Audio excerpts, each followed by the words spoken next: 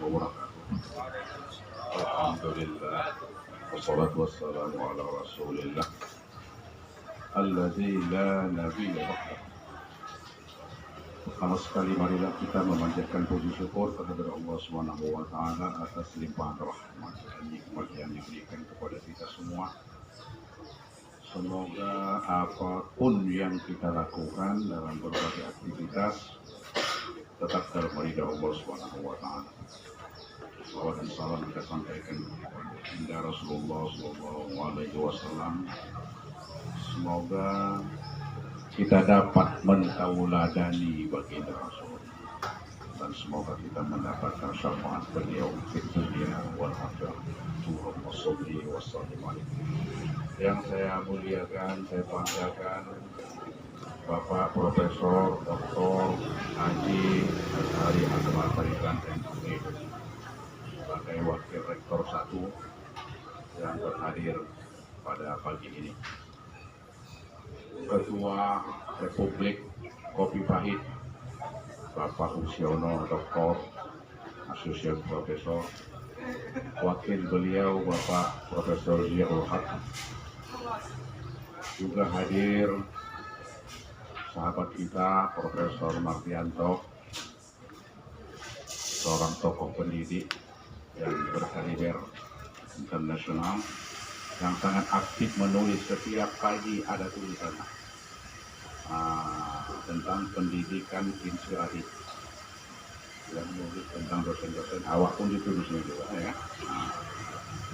Ada juga Profesor Mustafa Kamaran, seorang alim juga, ilmuwan pakar Al-Quran juga, keakhiriyah senior kita.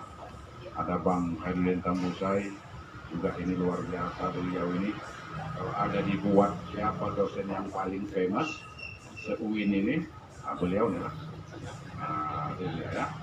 Ada saudara kita Reza, doktor kandidat profesor, seorang tokoh yang sangat terkenal dalam konteks hukum politik ketatanegaraan.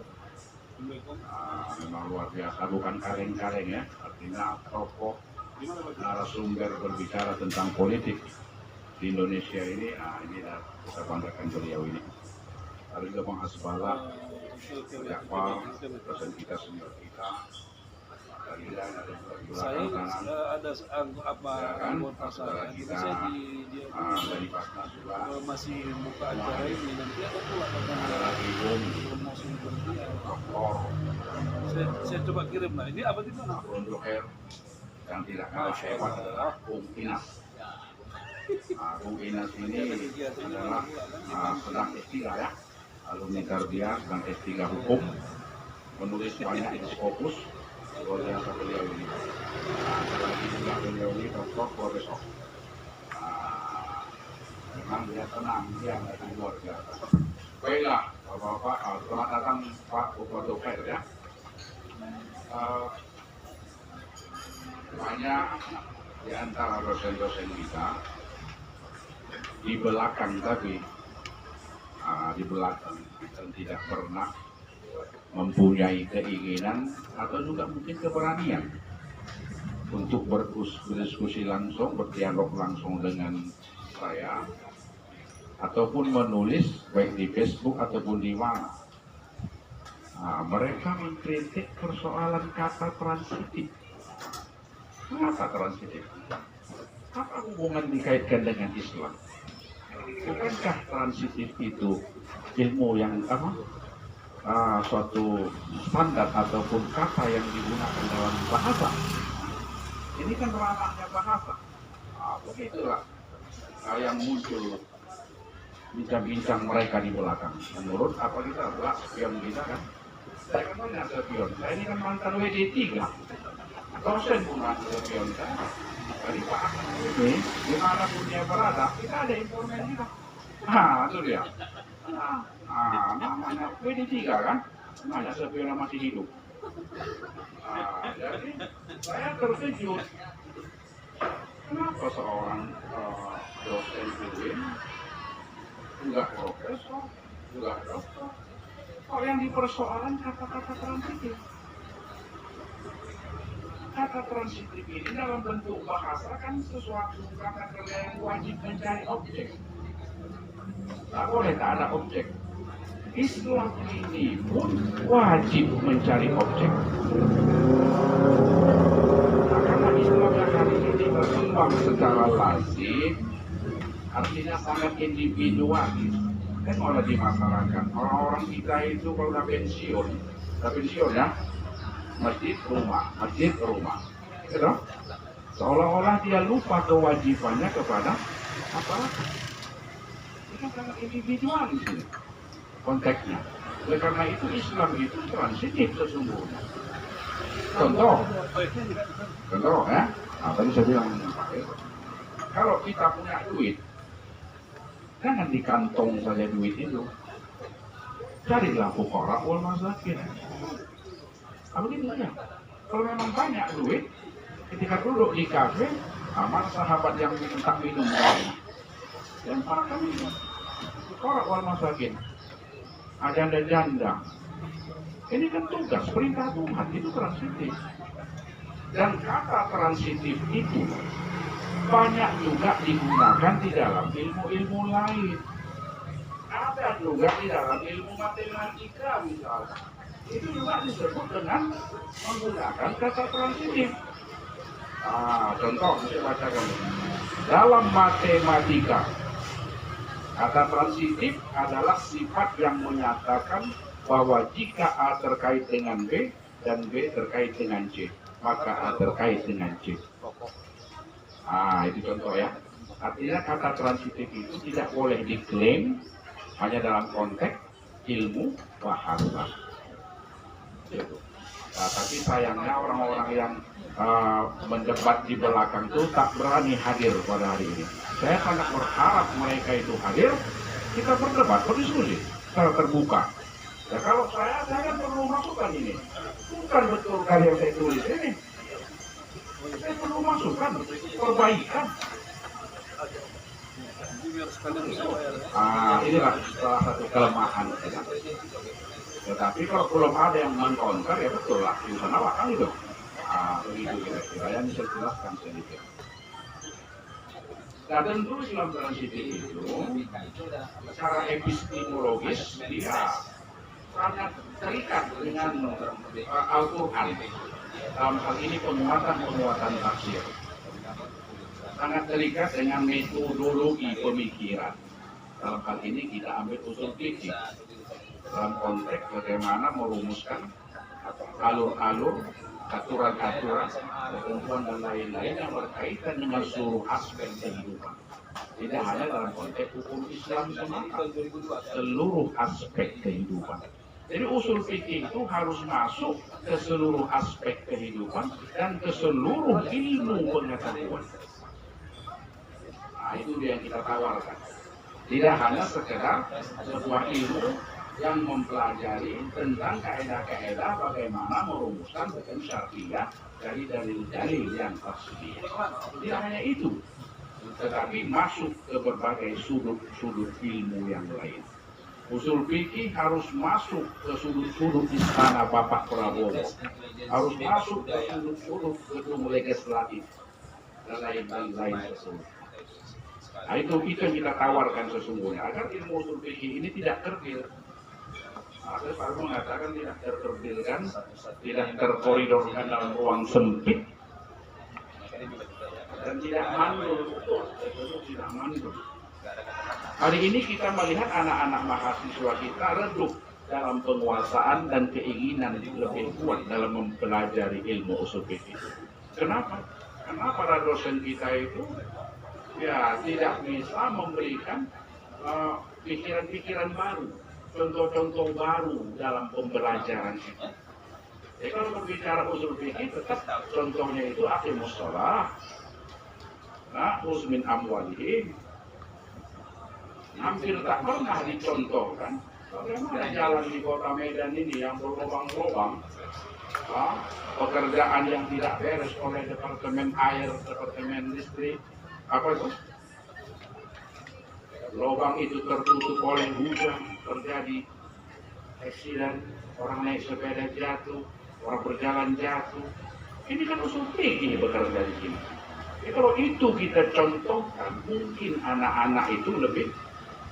Ini contohnya tetap sholat, puasa, yang sejak senawiyah sudah dikuliti orang itu menjadi bosan belajar usul fikih. Tidak ada inovasi. Apalagi usul fikih dikaitkan dengan berbagai sudut keilmuan lain. Secara teori, Allah telah menegaskan, A'udzubillahi minasyaitonir rajim. Innamal ilmu. Kalau kita sepakat, tentu ini ayat, pasti kita sepakat. Allah memberikan ilmu itu dalam konteks tentang kita diikuti oleh yang lain. Pertama Allah kasih ilmu itu kan via wahyu, kitab suci. Itulah dihadirkan Nabi. Dihadirkanlah pewaris Nabi itu Ansari Yamamah, Sabrul Saya, Prof. Akmal Tarigan, Prof. Mustafa, Bang Khairuddin Tambusa. Inilah pewaris Nabi dari kitab. Kedua, Tuhan Allah kasih ilmu itu via alam. Makanya di kampung kami disebut alam kakambang menjadi guru. Mari kita contoh. Bapak kita, kawan kita itu Archimedes, yang mungkin 300 tahun sebelum Masehi, ketika ada berbagai info tuh ya, ada katanya menjawab permintaan raja dan lain sebagainya. Ketemulah berat jenis yang sampai sekarang dikutip. Dia ada yang mengatakan dia mandi di sungai, ada yang mengatakan dia berendam dalam lembah. Tiba-tiba terjawablah, muncullah hukum berat jenis. Sama dengan kita dulu waktu kecil-kecil, kan sering mandi di sungai, kita lempar batu cek. Kalau masuk 1 kali kalah, tapi kalau melompat batu itu 5 kali, 7 kali menang. Kita hanya mengalami euforia, kebahagiaan. Tak pernah kita berpikir, ya, kenapa bisa 5 kali lompat? Ya ini kenapa sekali? Tak kita pikirkan itu. Pak Archimedes tadi berpikir dia sambil mandi, kita tak berpikir. Nah itu kira-kira ini ya. Artinya bahwa alam ini mengajarkan ilmu, empirical. Yang ketiga tentu ilmu itu datang ya laduni lah kita katakan ya, laduni. Nah dalam ilmu filsafat yang kita baca dulu pertama kali Bapak Sumantri ya, Bapak Sumantri, Yuyun, almarhum ya, almarhum Yuyun Surya Sumantri, filsafat ilmu. Intuitif itu kan sebuah standar kebenaran, masih dipakai sebagai sebuah standar kebenaran. Intuitif, ilham, nabi, wahyu. Kita akan juga berpikir, melahirkan intuitif. Nah ini dia. Artinya apa? Bahwa ilmu itu memang dari Allah semua ilmu ini. Terlebih lagi kita mengutip Imran Ahsan Khan Nyazi, menyebut Ibn Payah. Kita lebih senang menyebut Abdul Rahman Wahid, Abdul Muttalib, kan begitu kan? Nah, pada begini-gini susah kita menyebutnya. Dia mengatakan bahwa usul fiqh is the queen of Islamic sciences.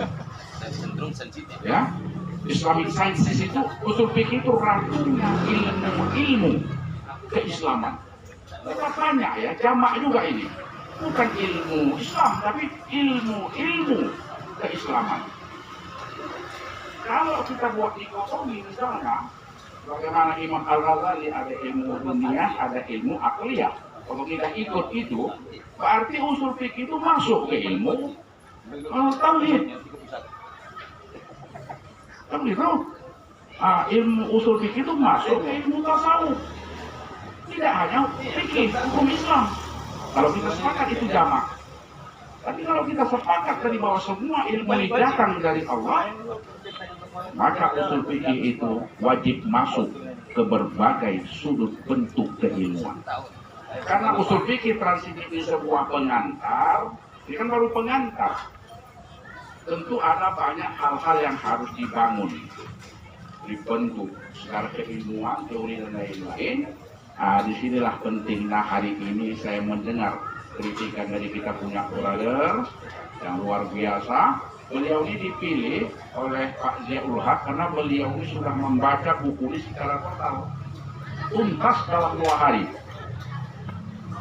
Tambah lagi beberapa hari belakangan. Kalau nanti dikasih sama orang profesor, mungkin dia tak baca, baca sedikit, keluar ujian, tak perlu. Saya tidak ingin ujian. Yang saya inginkan itu kritik yang mendalam, saran yang baik untuk nanti bisa diperbaiki dan dilanjutkan buku ini. Makanya beliau adalah diundang oleh Bapak Ziaul Haq. Yang ketiga, bangunan epistemologis Islam transitif adalah filsafat. Nah, filsafat. Jadi buku tafsir udah ada aturan ini kan, ada tafsir Al-Wasit Islam transitif, usul fikih transitif. Nanti kita tunggu filsafat sebagai epistemologis untuk mendukung ide-ide pengembangan Islam transitif. Nah, usul fikih ini pertama bahwa usul fikih ini masuk ke berbagai ilmu. Bagaimana caranya, metodenya bagaimana, ini nanti akan dipikirkan lebih jauh dengan masukan-masukan yang ada. Yang kedua adalah bahwa usul fikih, produk usul fikih itu tidak hanya menjadi persoalan individual yang lebih banyak, tetapi produknya itu bagaimana kita tarik menjadi kewajiban pemerintah. Dalam contoh di buku itu saya menulis tentang Ad-Daruriyah Al-Khamsah. Ad-Daruriyah Al-Khamsah yang versi Imam Al-Ghazali dan lain-lain, itulah Hifzuddin, Hifzun Nafs, Hifzul Akal, Hifzul Nasal, Hifzul Mal. Ya, sejak awal abad ke-12, 5 itu tak berubah, tetaplah dan 5 sampai sekarang. Tetapi dengan usul fikih transitif kita robah sudah apa ada istilahnya. Kalau di sana itu Hifzuddin nomor 1, di sini kita buat menjadi Hifzul Hayat, Hifzul Mahabbah, dan seterusnya sampai 5 juga. Tetapi kita lebarkan cabangnya menjadi 19. Jadi dalam pandangan usul fikih transitif sudah 19 Ad-Daruriyah dalam konteks kehidupan kontemporer, baik dalam hal individual maupun dalam hal sosial, struktural, politik, dan lain sebagainya. Nah, ini barangkali sekedar pengantar daripada usul fikih transitif yang patut untuk saya meminta pandangan-pandangan, kritik dan saran dari tuan-tuan sekalian. Demikian sekedar pengantar. Mohon maaf. Wassalamualaikum warahmatullahi wabarakatuh. Waalaikumsalam warahmatullahi wabarakatuh. Menarik dan luar biasa sekali paparan dari guru besar kebanggaan kita, Profesor Dr. Ancaria Mamah, ya, bahwa usul fikih ini harus masuk ke dalam seluruh lini kehidupan. Memang kita tahunya usul fikih ini secara dasar ya dia berkaitan dengan hukum. Sehingga kalau kita bicara tentang sejarah usul fikih, kan kita juga tahu semua bagaimana usul fikih itu dulu memiliki 2 madrasah gitu kan. Ada madrasah al-mutakallimin, ada madrasah fuqaha, kan begitu. Ada metode mutakallimin yang menjadikan usul fikih itu adalah pokok, nanti hukum-hukum Islam berada di bawahnya. Ada madrasah atau metode al-fuqaha yang menjadikan usul fikih itu berada di bawah dan furuk-furuk fikih itu ada di atas. Dan tadi juga menarik beliau sampaikan usul fikih itu ada di mana-mana gitu kan. Bahkan memang kalau kita telusuri sejarah usul fikih itu sendiri, ternyata tokoh-tokoh usul fikih atau usuliyun bukan hanya mereka yang berasal dari kalangan fuqaha ternyata atau ahli fikih, bahkan ahli akidah atau ahli filsafat juga mereka banyak membuat buku-buku usul fikih. Di antaranya yang kami telusuri itu ada Abul Mansur Al-Maturidi, ternyata beliau memiliki kitab usul fikih. Abul Hasan Al-Asy'ari juga beliau memiliki kitab usul fikih. Kita tahu bagaimana usul fikih dalam perkembangannya itu matang di tangan dua qadhi, Qadhi Abdul Jabbar Mu'tazilah dan Qadhi Abu Bakar Al-Baqillani Ahlus Sunnah, yang mana mereka berdua juga tokoh filosof yang sangat populer gitu ya. Tapi ini tadi beliau sampaikan bahwa ini baru konsep dasar gitu Prof ya. Ini butuh penyempurnaan, butuh pemasukan, yang mana ini nanti muaranya akan membumikan usul fikih, tidak hanya berlaku pada istinbatul ahkam atau menarik hukum dari sumber-sumber hukum, tapi juga bagaimana usul fikih ini bisa masuk ke seluruh lini kehidupan.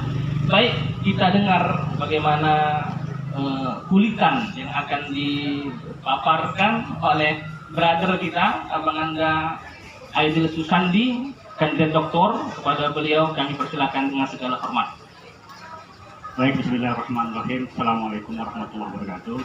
Terima kasih kepada moderator. Tanpa basa-basi, tanpa banyak tadi sudah sampailah kita basa-basi sana. Nah, kita akan fokus kepada isi, kemudian kita akan dialogkan. Nah, mungkin itulah yang lebih penting.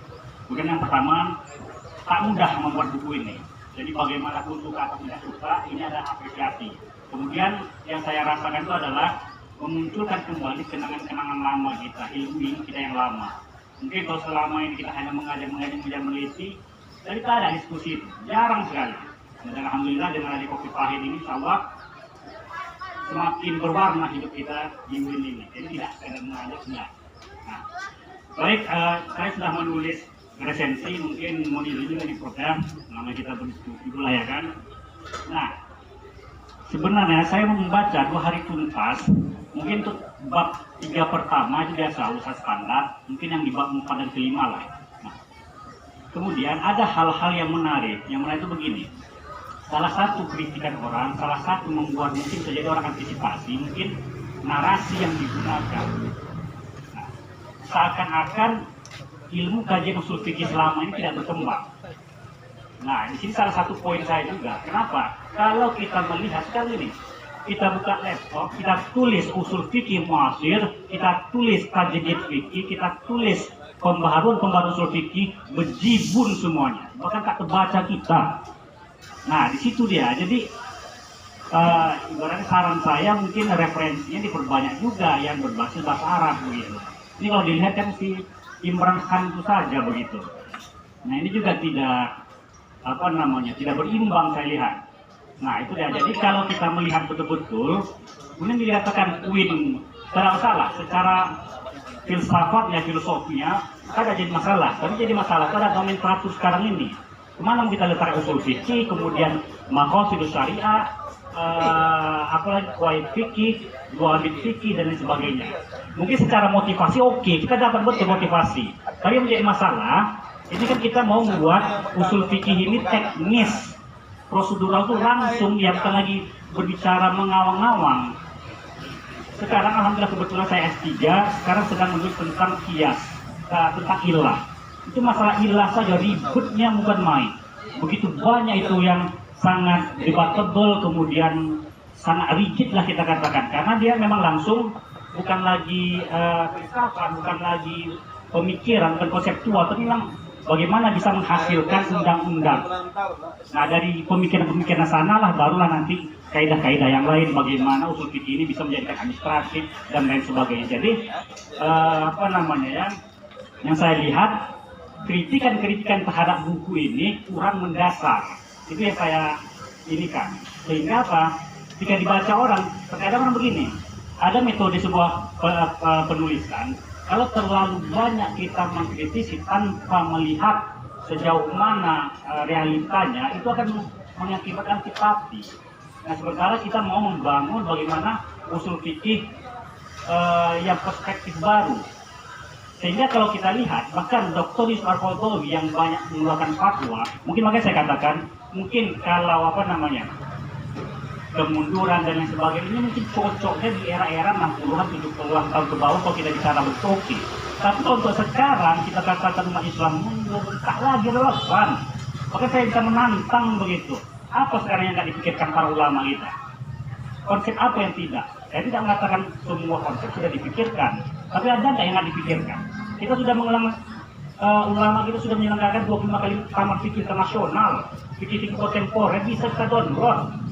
Nah, soal kebosanan pembelajaran, jangankan masalah konsep ini, saya tanya anak-anak belajar usul fikih, kenalkan usul fikih, baru kali ini orang mendengar. Jadi sistem kita yang bermasalah, dari sistem pembelajaran kita, kurikulum kita itu yang bermasalah. Nah, dari sistem yang rusak ini, yang kurang ini kita mau mendapatkan input-input yang berkualitas, yang mustahil. Nah, jadi persoalannya bukan di konsep usul fikih tadi, tapi penginjauan pahamnya yang kita bermasalah. Nah, kita tidak mengatakan sudah bahwa ilmu ini sudah sudah final, tidak. Tetap berkembang. Para ulama satu pun ada yang mengatakan usul fikih itu final, tidak ada. Bahkan teori-teori Qat'i dan Zonni ada. Cek saja bukunya, Nazaratul Qat'i wal Zonni itu ada. Nah, inilah sebenarnya yang mau kita ulas. Sehingga apa? Kita tidak membuat persoalan ini gini. Terkadang yang saya lihat untuk meningkatkan emosi orang, penuh sistem-sistem seperti training. Nah, saya rasa tidak seperti itu lagi. Untuk membangkitkan emosi orang, membuat ini. Tapi ada satu strategi boleh juga begitu. Sehingga orang akan membaca, kemudian orang akan dan lain-lain sebagainya. Oke. Kemudian yang kedua, tentang metode tawaran. Nah, sekarang pertanyaan saya, apa tawaran dan metode yang ditawarkan oleh usul transitif ini? Mungkin tadi ada kata metode Naqli, Qaudi, dan Falsafi begitu. Nah, itu tuh bisa dielaborasi juga, karena kalau kita lihat dalam usul fikih ini, itu semuanya pun ada itu, cuma hanya mungkin istilahnya saja mungkin berbeda. Tetap ada dialektika mantiknya itu, sehingga betul-betul kata orang Islam itu betul lah begitu pembahasan usul fikih ini. Payah kan kadang kita baca dapat, habis itu terbang lagi deh, kemana deh. Begitu saking konseptualnya dan begitu mengawangnya. Nah, kemudian jadi perlu dielaborasi, jangan sampai kenapa Imam Syafi'i menolak istihsan, karena pada waktu itu sistem istihsan belum tersistematis dengan benar. Jadi kita tidak tahu. Nah, sementara tawaran-tawaran kita, tapi nggak apa-apa, ini kan kalau dalam bahasanya itu muhawalah, percobaan itu biasa. Para ulama kita menulis sebuah konsep baru, muhawalah, percobaan. Nah, mungkin saran saya, mungkin narasi-narasi seperti itu tolong diperkurang lah, sehingga tidak membuat antipati, kemudian juga tidak beralasan. Nah, kemudian masalah konsep doruriyah. Mungkin setiap orang, saya sepakat bahwa Hifzuddin Ibn Nasr itu bukan qat'i. Bahkan ulama kita sendiri pun masalah urutan-urutan sudah menjelaskan. Masalah urutan ini bisa debatable. Terserah kemana pandangan kita, itu jelas, itu bukan qat'i, itu bukan persoalan akidah, itu bukan persoalan hukum-hukum yang prinsip, tidak. Jadi itu kan maqasid syariah itu bukan begini. Maqasid syariah ada yang saya agak riskankan, seringkali anak-anak kita membuat hukum itu berdasarkan maqasid syariah. Padahal maqasid syariah ini falsafahnya belum menjadi kunci, belum menjadi teknis dia. Nah, ini persoalan ini. Nah, jadi maqasid syariah itu bukan pisau bedak untuk menghasilkan hukum. Itu falsafahnya. Bahkan para ulama sekarang sendiri pun makanya mau membuat maqasid syariah ini menjadi ilmu yang tersendiri. Nah, soal 19 prinsip dan lain sebagainya, siapapun bisa. Bahkan 20 prinsip, 50 prinsip, sekian prinsip. Tapi pertanyaannya, jangan karena gara-gara konsep yang ideal, kita utopia jadinya. Nah, kita ingin ideal ini, tapi jadi utopia. Ya, kemudian belum lagi kalau kita lihat konsep-konsep yang lainnya, yang membatas-batasi, macam konsep tubihul mahzuron. Kalau kita misalnya katakan bahwa kewajiban kita menjaga arad jamaiyah, kehormatan institusi, nah ini bisa dijadikan dalil untuk membungkam orang. Kemarin itu kan ada kasus yang jaksa muda itu yang viral mengatakan instansinya. Nah, apakah begitu kita mau kan begitu? Bahkan dalam konsep darurah, ad-darurah tubihul mahzurat. Gara-gara kita menghidupkan din, kita boleh membunuh orang. Gara-gara kita karena lapar, karena hidup haya, kita boleh mencuri. Nah, apakah dengan kita menjaga korban institusi, kita bisa membungkam orang? Nah, ini pertanyaan lagi. Jadi bukan soal realita, oh ini bagus dengan kondisi yang sekarang ini, tidak semudah itu begitu. Nah, misalnya begini juga, makanya saya lupa orang Batak siapa itu tentang masalah ini juga, bahwa kebutuhan manusia modern.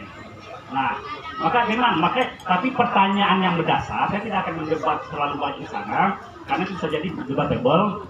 Kira-kira parameter apa kita mengatakan sesuatu itu menjadi darurat? Nah, itu parameternya itu kita mau lihat. Apa parameternya itu darurat? Sehingga ini betul-betul akal kita payah keluar. Jadi kan para ulama itu membuat konsep usul fikih ini, akal kita saja susah untuk mendebatnya. Karena begitu sisi diperhatikan. Ada nggak yang berbenturan? Ada nggak perbedaan-perbedaannya? Ada nggak yang istisna-istisnainya di dalam konsep-konsep itu? Sehingga bukan dia berbentuk mengawang-mengawang.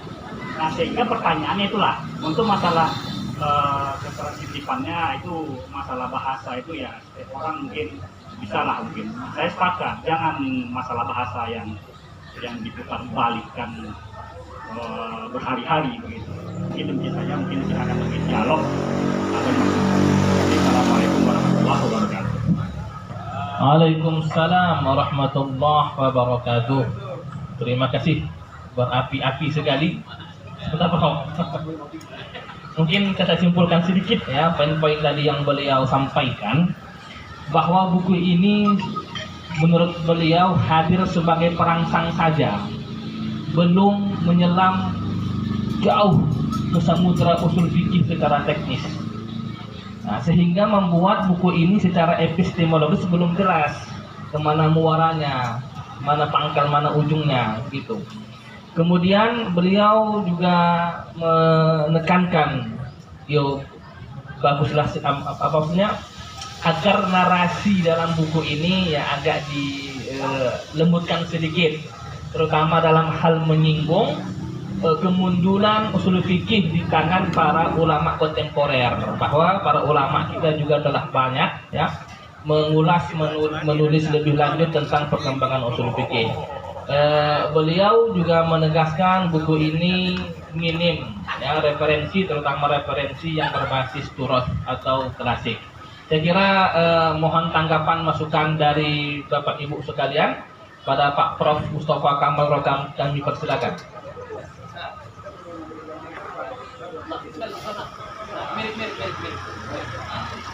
Pak Ansari dulu baik aja.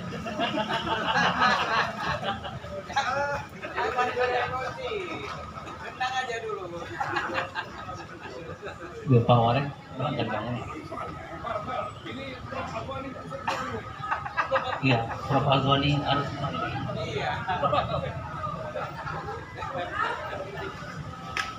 Baik, bismillahirrahmanirrahim. Assalamualaikum warahmatullahi wabarakatuh. Waalaikumsalam warahmatullahi wabarakatuh. Wassalamualaikum warahmatullahi wabarakatuh. Prof.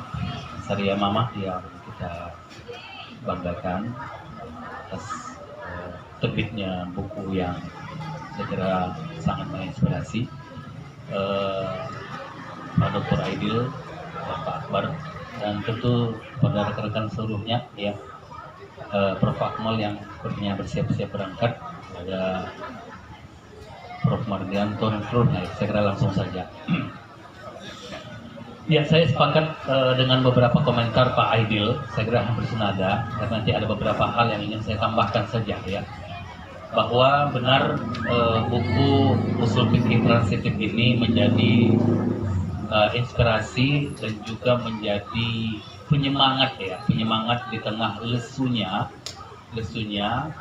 terutama mahasiswa kita untuk membicarakan atau mengambil pembahasan tentang usul fikih.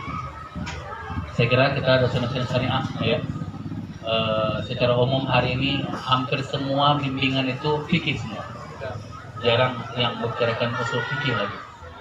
Dulu mungkin masa-masa Abangda Azwani ya Akhiriyah, saya kira masih banyak usul fikih yang dibahas ya, termasuk Prof. Akmal itu bicara tentang sadul dzari'ah ya, kayak juga fikih dan sebagainya. ini menjadi hal yang penting bagi kita untuk untuk mendorong para ilmuwan, apalagi anak-anak mahasiswa kita untuk usul fikih, karena memang fikih hanya hasil ya, karena diusullah sesungguhnya penggodokan ya, pendiskusian dan sebagainya. Oleh karena itu apresiasi yang sedalam-dalamnya atas terbitnya buku ini dan menjadi inspirasi bagi kami juga untuk membicarakan, dan saya juga ingin buku saya juga dibedah di sini dengan judul Syariah Legal Movement ya, dan itu semuanya juga usul fikih. Tapi nanti tanggalnya kita cocokkan. Insyaallah, mantap, siap. Saya secara umum sepakat dengan Bang Aidil ya, bahwa membicarakan kejumudan para ahli atau para fuqaha hari ini yang hanya bicara tentang itu juga mungkin tidak begitu relevan, karena memang hari ini dengan suasana digital itu kita hari ini sangat mudah mengakses itu. Tetapi beberapa hal yang ingin saya lebih spesifikkan, karena saya sudah membeli buku ini. Ada beberapa hal yang bersifat paradigmatik yang mungkin bisa kita diskusikan bersama, Prof. Ansari. Yang pertama pada halaman 166 ya, 166. Saya agak sedikit kurang sepakat dengan kalimat di awal ya, ketika Prof. Ansari mengatakan ilmu ini tidak hanya melahirkan fikih atau ilmu fikih, tapi juga melahirkan ilmu-ilmu lain, misalnya ilmu tentang maqasid syariah atau filsafat hukum Islam. Saya melihat kalimat ini terdapat kesalahan cara berpikir mungkin. Karena sesungguhnya yang saya pahami, usul fikih itu lahir dari filsafat, bukan usul fikih melahirkan maqasid. Karena ketika bicara tentang hukum, maka apa tujuan adanya hukum ini itu di awal. Oleh karena itu ilmu maqasid justru lebih awal daripada ilmu usul fikih menurut saya. Nanti saya mohon pencerahan dari para guru-guru saya. Tapi di sini terbalik pada halaman 166. Yang kedua, pada halaman 166 juga ada kesalahan paradigmatik juga menurut saya dalam tulisan buku ini. Saya bacakan langsung ya, karena kita bedah buku. Dalam pandangan penulis, ya ini karena tidak mengutip ini, langsung pandangan penulis ya. Usul fikih merupakan ilmu proses yang terus bergerak, melahirkan berbagai produk keilmuan, tidak hanya terkait dengan hukum Islam, tapi juga hukum publik dan berbagai ilmu lainnya. Ya. Baik yang dalam bentuk ilmu sosial, sains dan teknologi. Saya kira tidak ada hal yang baru di sini. Karena selama ini pun memang usul fikih itu bekerja seperti itu. Bahkan ketika bicara hukum publik misalnya ya kita ada kita mengenal ada 4 istilah ya dalam hukum. Ada qaul kan gitu, Bang Adil. Ada qaul, ada fatwa, ada taknin ya. Ketika misalnya mengambil nas, melihat nas, kemudian juga melihat ayat-ayat sosial, lalu ketika dimasukkan ke dalam perundang-undang, makanya namanya hukum publik. Oleh karena itu, ketika penulis mengatakan bahwa ada hal yang baru di sini, menggunakan ilmu juga hukum publik, ilmu sosial, teknologi, itu semuanya sudah sejak lama dilakukan oleh para beliau, gitu ya. Jadi jangan sampai memahami bahwa selama ini usul fikih yang kita pelajari itu hanya bicara hukum Islam. Nah, ini kita sepakat dan saya kira kita sudah diajari kepada guru-guru kita, undang-undang lalu lintas pun sesungguhnya itu adalah hukum Islam. Ya, lampu hijau, kuning, merah itu hukum Islam. Ya, tidak kita bedakan itu hukum negara dan hukum Islam, tidak, itu hukum Islam. Aku yakin bahwa itu hukum Islam. Ya, karena Nabi juga sudah mengajarkan fikih jalan. saya punya tulisan waspada tentang fikih jalan, ya, fikih jalan. Karena memang Nabi sudah menyatakan tentang fikih jalan. Sesungguhnya banyak ini yang saya catat, tapi mungkin yang terakhir ya, lagi-lagi mengutip atau menyatakan pendapat Bang Aidil ya, bahwa para ulama-ulama dahulu itu sesungguhnya sudah menggunakan berbagai langkah yang sama seperti yang ditulis. Ya, misalnya ketika penulis pada halaman 220 ya, 220 mengatakan ada menambahkan pendekatan saintifik ya, kemudian pendekatan filsafat ya, pendekatan apa lagi nih? Itu saya kira juga sudah lama sekali. Bagaimana misalnya Imam Asy-Syafi'i ya menggunakan ilmu saintifiknya untuk menyatakan batas dari masa iddah seseorang. Itu sudah lama kita kenal ya, masa iddah seseorang itu sampai berapa hari ya, kalau lebih dari itu maka dianggap darah penyakit. Itu semuanya saintifik ya, saintifik sekali, empiris sekali ya, ketika dia ada kolom jadid. Jadi maafnya tidak ada hal yang baru, semuanya tidak ada hal yang baru, karena memang ulama-ulama dahulu sejak dari awal sudah menggunakan ilmu saintifik. Kemudian juga pendekatan filsafat ya, ini saya kira kalau saya terus terang malu sekali saya ketika misalnya mengatakan bahwa yang dahulu itu tidak menggunakan filsafat ya. Bahkan sebenarnya ada satu disertasi, saya kira beberapa disertasi yang saya ada di rumah itu, bagaimana ulama-ulama dahulu itu sangat dipengaruhi oleh filsafat teologisnya ya. Filsafat teologis, saya kira kita sudah tahu semua lah bagaimana pendapat Imam Syafi'i itu dipengaruhi oleh filsafat teologisnya, Imam Hanafi juga demikian sebagainya. Oleh karena itu tentu ini adalah ilmu yang sangat-sangat lama dan tidak ada hal yang baru gitu. Nah, ini ada poli dari Pak Akbar yang banyak kali Bang Mustafa. Oleh karena itu, saya sekali lagi sangat apresiatif dengan Prof. Ansari, tetapi saya kira ya memang perlu aplikasi-aplikasi yang lebih konkret dari klaim-klaim bahwa ini ada hal yang baru, agar memang nanti menjadi hal yang menarik bagi kita, terutama bagi mahasiswa-mahasiswa kita. Sekali lagi, saya bukan ahli hukum Islam. Kalau sering disebut profesor saya profesor hukum umum, bukan hukum Islam. Tapi saya mencoba ingin nimbrung sedikit tentang tulisan yang ada di buku ini. Sekali lagi terima kasih, apresiasi sebesar-besarnya kepada Prof. Ansari. Semoga karya-karya berikutnya segera muncul. Assalamualaikum warahmatullahi wabarakatuh. Waalaikumsalam warahmatullahi wabarakatuh. Baik, itu ada Dr. Fubah ya. Oh iya. Kita izin. Terima kasih. Bismillahirrahmanirrahim. Assalamualaikum warahmatullahi wabarakatuh. Yang saya hormati para guru besar, terutama Bapak Ansari Yamamah yang telah menulis kitab ini. Saya kira saya pun memberikan apresiasi karena di antara para dosen termasuk beliau ini telah melahirkan suatu buku. Kalau saya dulu akrab dengan Islam rasional yang saya dalami karena saya di Fakultas Usuluddin kan. Ini muncul Islam transisi. Saya kira karya ini juga bagus. Mungkin publishingnya ataupun apanya kurang greget, tapi lewat ini mungkin dia nanti akan ada di acara bedah buku seperti ini. Saya kira orang makin terbuka dan makin mengetahui daripada buku ini. Oke, karena saya melihat secara umum saja gini, Pak Prof.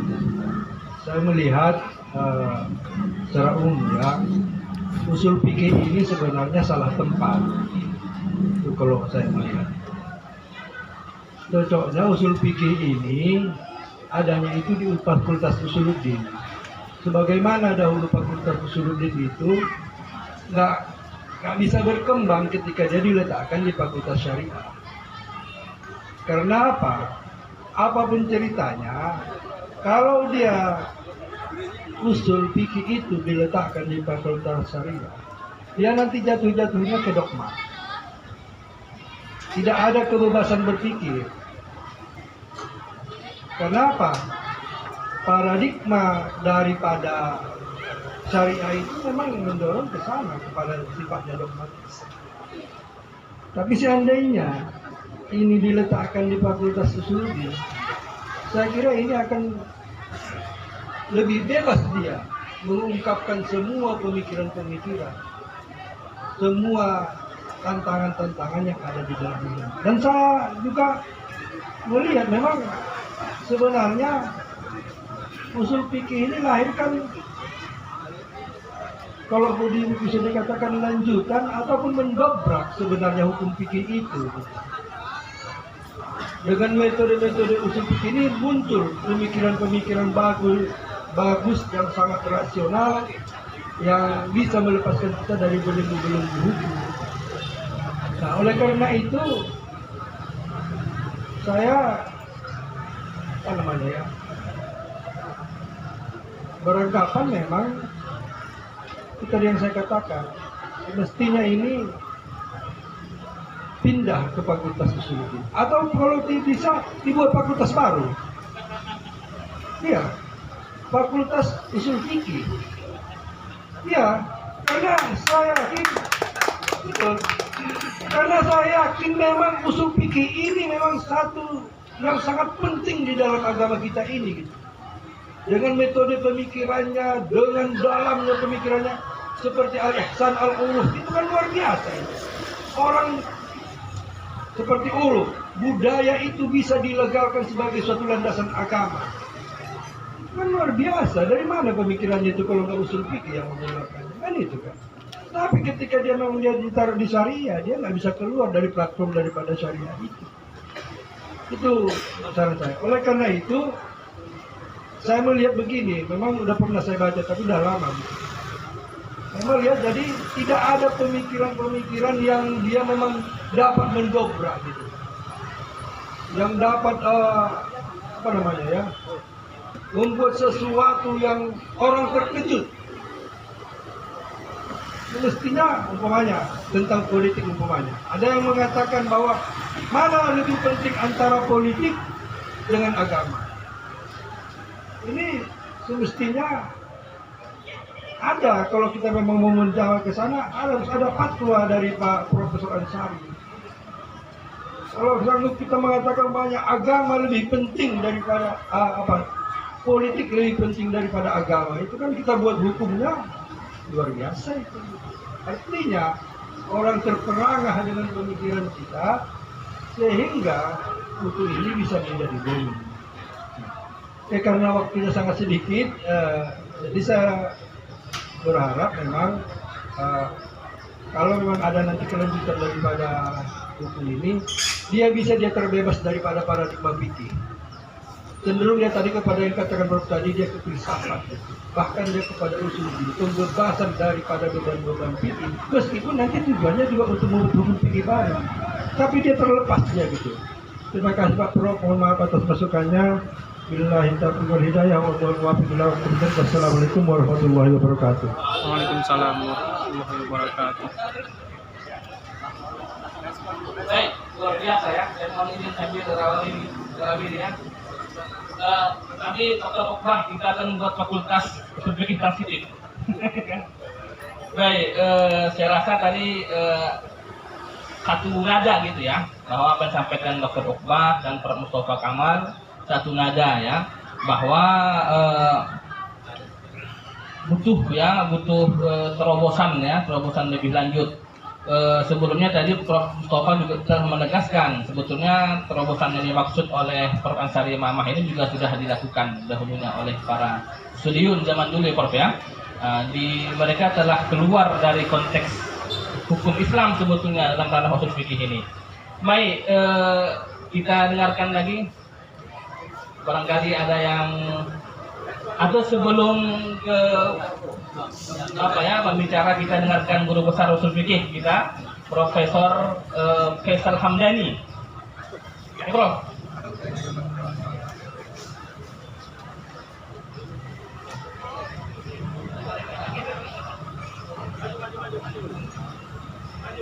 Bismillahirrahmanirrahim.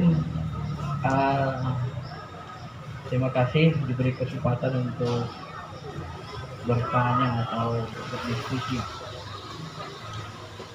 Tema-tema seperti ini termasuk hal yang paling menarik bagi saya, karena usul fikih transitif ini salah satu upaya untuk merasionalkan perintah-perintah Tuhan sekaligus membumikan gitu ya.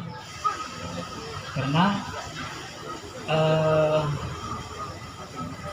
salah satu yang membuat kita semakin yakin atau katakan saja bersemangat untuk mengamalkan isi kandungan Al-Quran hadis apabila dia rasional dan terbukti nyata bisa direalisasikan gitu kan. Nanti kalau kita tidak bisa realisasikan dan tidak tertangkap oleh rasional seseorang, maka dia menjadi penghalang gitu untuk merealisasikannya dalam kehidupan hari-hari. Sehingga salah satu pendapat guru saya yang saya pegang itu sebenarnya dalil yang paling kuat sebenarnya bukan hanya teks Al-Quran hadis, tapi dalil yang paling kuat dalam pemikiran beliau adalah pembuktian gitu. Kalau udah dibuktikan dia orang yakin gitu. Kita ngomong 1000 ayat kalau nggak terbukti orang tak susah percayanya gitu. Ya. Dan saya melihat kenyataannya ketika Tuhan mengutus Nabi Muhammad itu dibuktikan bahwa Muhammad itu bisa menciptakan negara yang bagus, ekonominya merata. Itu dari 124.000 sahabat hanya 70 orang fakir miskin ahli sufa yang kelima gitu. Itu berarti kemiskinan kan 0,00 sekian %. Itu bahasanya kan. Dari segi militer itu Nabi ditakuti oleh bangsa Romawi. Romawi itu setara Amerika. Bayangkan Amerika itu bayar pajak, bayar upeti karena takut melawan Madinah, melawan Indonesia. Itu gitu. Kita rasional untuk hari ini, tapi Nabi Allah dan Rasul sudah merasionalkan kebenaran Islam itu dengan kuat, dengan bentuk negara kuat. Nah, saya melihat ini bahagian dari usul fikih transitif ini adalah dalam hal itu, berkaitan itu. Maka saya jadi tertarik. Konsep-konsepnya ada beberapa yang mungkin bisa diintegrasikan. Kalau dikatakan tadi misalnya usul fikih ini membuat kita tidak terkungkung begitu, sebenarnya tidak begitu. Malah tanpa usul fikih ini kita menjadi kaku. Coba buktikan. Saya mohon maaf tidak untuk menyinggung, buktikan misalnya aliran Salafi Wahabi itu